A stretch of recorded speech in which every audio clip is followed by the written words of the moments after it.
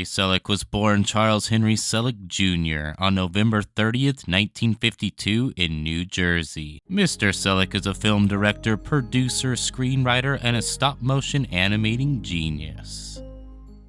Henry Selick had a fascination with animation at a young age.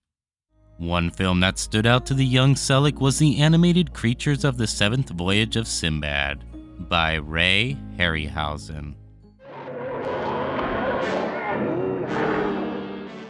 He would also later find inspiration from the Rankin and Bass stop-motion holiday classics. Sort of one of the best attributes of stop motion is it can feel like toys brought to life. He would go on to college to study science. Selick would eventually enroll at the California Institute of Arts to study animation. He would make 2 films while attending the school, Phases and Tube Tales. Mr. Selick would go on to make 3 other shorts in his career after college. Sea Page in 1981, Slow Bob in the Lower Dimensions in 1991, and Moon Girl in 2005.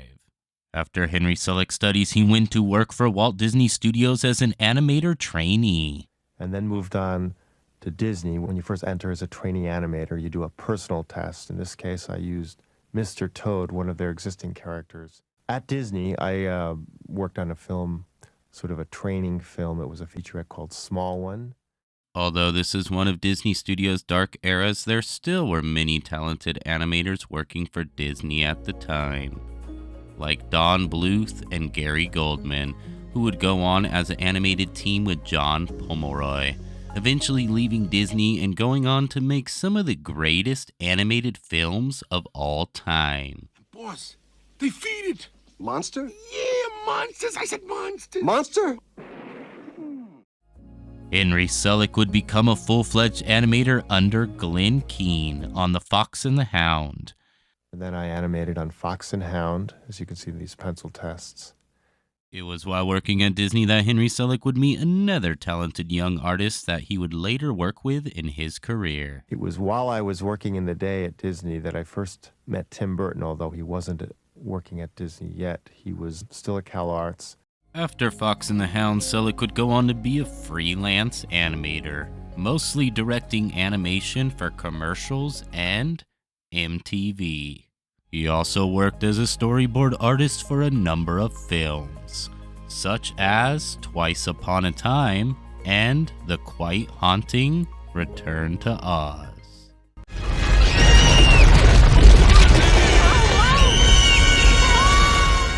And that's what the 1980s would look like for this talented animator. It didn't seem like the artist would ever see a big takeoff career. That is until he was approached by an old acquaintance, director Tim Burton. Burton was producing a stop-motion animated film for Disney, but did not have the time to direct it himself, as he was busy directing Batman Returns and needed someone to step in to direct. Selick, of course, would take on the directing seat for the 1993's Nightmare Before Christmas, which would be the first full-length stop-motion feature from a major American studio and would change the world of stop-motion films forever. Eureka! This year, Christmas will be ours! A stop-motion production had never been this big before, taking over 3 years of extreme time-consuming hard work. They filled 19 sound stages with Nightmare's 230 sets and hundreds of individual puppet characters. The film would be a moderate success, making over $50 million at the box office on its original release. The film would see multiple re-releases through the years, having made over $90 million worldwide at the box office to date. This movie seems to find generation after generation of new fans, selling a massive amount of merchandise alone in the last 25 years. This classic stop-motion film feels like it will live on forever. that each new generation to come will continue to have its new group of mega fans. I marvel at the talent and time it took to make this film, and whatever praise it continues to get, it definitely deserves it. One thing I noticed about 25 years ago, all the way back around 2003, which would have been Nightmare Before Christmas 10th anniversary, is that 99% of these mega Nightmare Before Christmas fans thought that this was a Tim Burton directed film, and had no idea who Henry Selick even was. Crazy! The idea itself did come from Tim Burton, as he came up with the idea 10 years prior while working at Disney. Burton had sketched out some drawings and ideas for The Nightmare Before Christmas, but the directing itself was done by Henry Selick. I personally see it as more of a Henry Selick film than a Tim Burton one, and I know who directed a film is not really important to most people, but I also believe Henry Selick deserves his credit. They could have just called it a Burt-Lick film. Get it? Burt-Lick. Burton Selick. Burt-Lick. Oh, man. Oh, shut up! What you were not expecting is that I have reflexes like a ninja.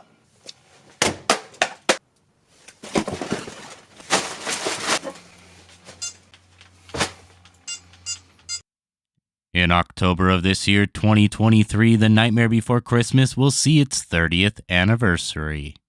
And 30 years after its release, its magically spooky stop-motion visuals are as amazing today as they were back in 1993. The one who gave me the green things. He said marvelous things will happen. The next project we're going to be working on is James and the Giant Peach by Roald Dahl. This will be with the same producing team of Tim Burton, Denise Denovi for Disney Pictures. And this time, we're going to build on what we've learned and use computer animation and live action with our traditional stop-motion animation. James and the Giant Peach was released in April 1996 and was another critical success for Henry Selick. Critics would rave about its amazing animation. It even has a 91% on Rotten Tomatoes.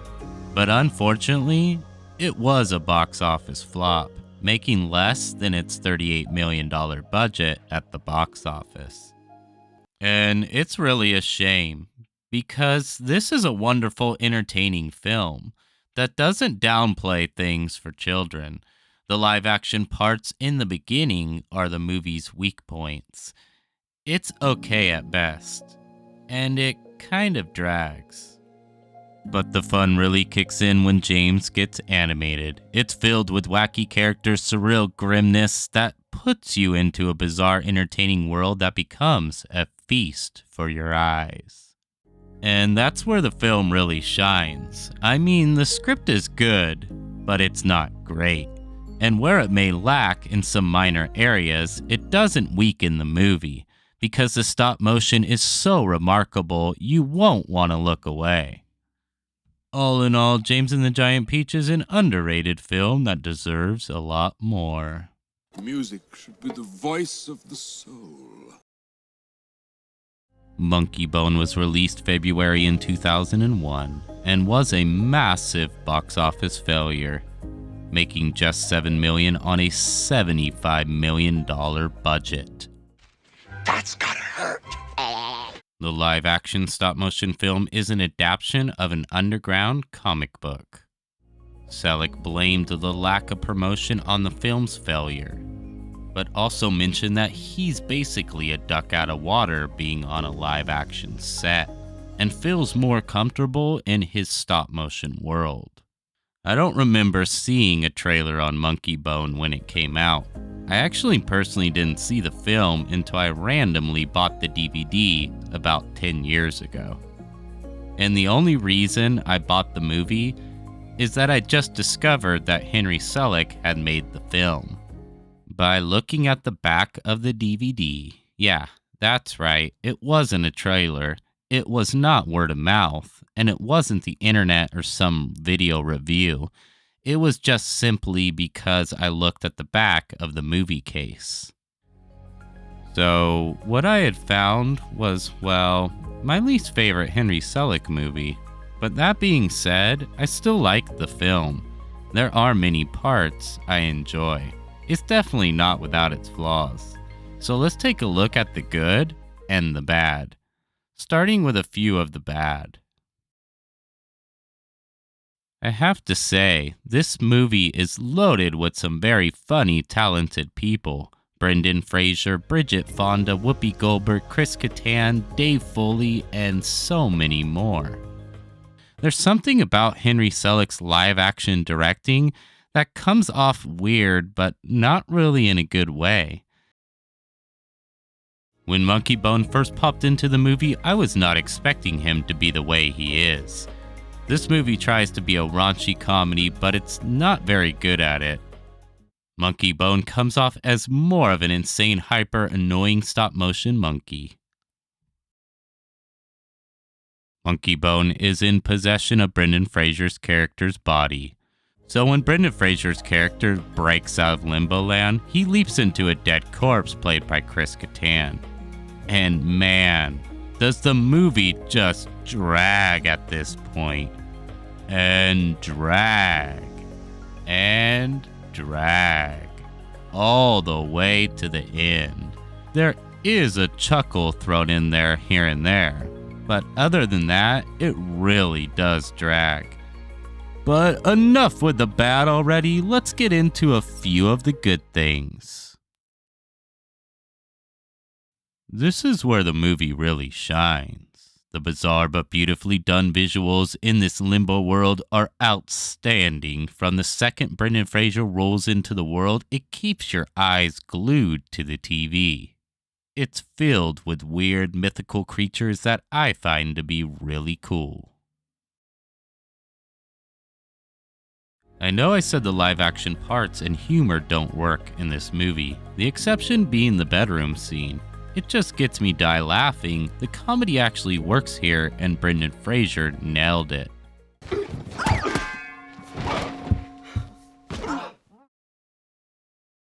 Miss Kitty helps Stu, Brendan Fraser's character, escape from the limbo world, which leads Stu to leaping into a corpse in the real world. I like Miss Kitty. She's my favorite character in the carnival place, and she's kind of cute, even if she does eat mice. Go! Just go! Even with the bad, I like the film, so I'm gonna put it on the good side. Because the Henry Selick visuals make it a worthwhile viewing alone. And even if a lot of the humor does not work, you still get the occasional chuckle and even laugh out loud moment. And the characters in the Limbo Carnival are great. Not just Miss Kitty, but all of them. Minus Monkey Bone. So if you are a diehard Henry Selick fan, like I am, then this unique live-action stop-motion film is a must-have in your collection. The Life Aquatic was released in 2004 and was a box office bomb, making $34 million on a $50 million budget. But it has grown to have a cult following over the years. The Life Aquatic was a Wes Anderson-directed film. Henry Selick would come into the movie to do the stop-motion animation. Do not go through little door. Do you know such a thing? Coraline was released in February of 2009 and was a big box office success, making over $124 million at the box office off of a $60 million budget, making it Henry Selick's most successful film at the box office to date.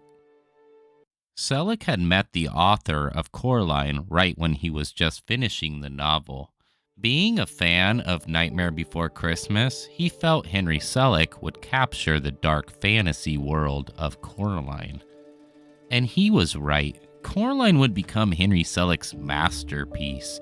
He would not only direct the film, he would also write the screenplay. I missed the chance to see Coraline in the theaters. Actually, the first time I seen it was on a mini portable DVD player, and I loved it. I didn't care if it was just on a 9-inch screen TV. I remember the feeling I had watching it. My heart was pumping as my eyes were glued to the tiny screen. I really felt the story was so amazing compared to the other Selick films. There was a mystery to it about the other world that keeps you intrigued all the way to the end. The characters are also great. You become invested in the Coraline character. She's likable, she's relatable, and she's all around a great character. From there you have the cat, Wybie, and all the other wacky great characters who live at the Pink Palace. I would have to put this down as my all-time favorite Henry Selick movie. Not only that, but also my favorite stop-motion film of all time. Coraline is a movie that holds a special place for me, and always will. You're clearly the expert on these things. After all, I'm just a big fat wuss-puss.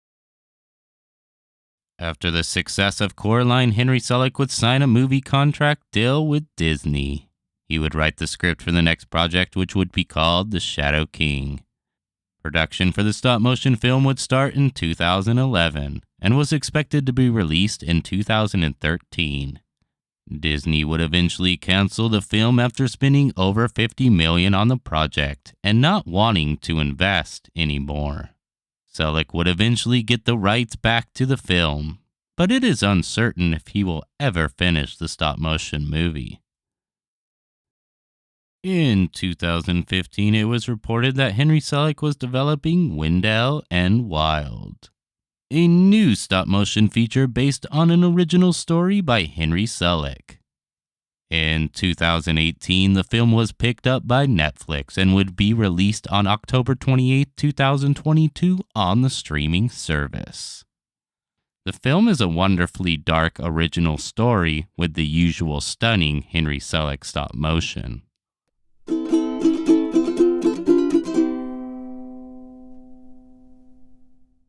Henry Selick's journey started as a young man when he seen his first Ray Harryhausen film and became obsessed with the stop-motion creatures. From studies at Cal Arts to his start at Disney as an animated trainee to his humble time as an animator through the 80s doing commercials and MTV, to his big rise to fame returning to Disney and collaborating with Tim Burton for The Nightmare Before Christmas, to box office bombs from movies like James and the Giant Peach and Monkey Bone, to the height of his career with Coraline, and back to Disney where things got really bad for Selick. To his comeback with the Netflix film Wendell and Wild, this amazing stop-motion visionary has had an amazing roller coaster ride of a career with many ups and downs. Henry Selick is my favorite stop-motion director of all time. And I can't wait to see what else will come from this amazing visionary in the future.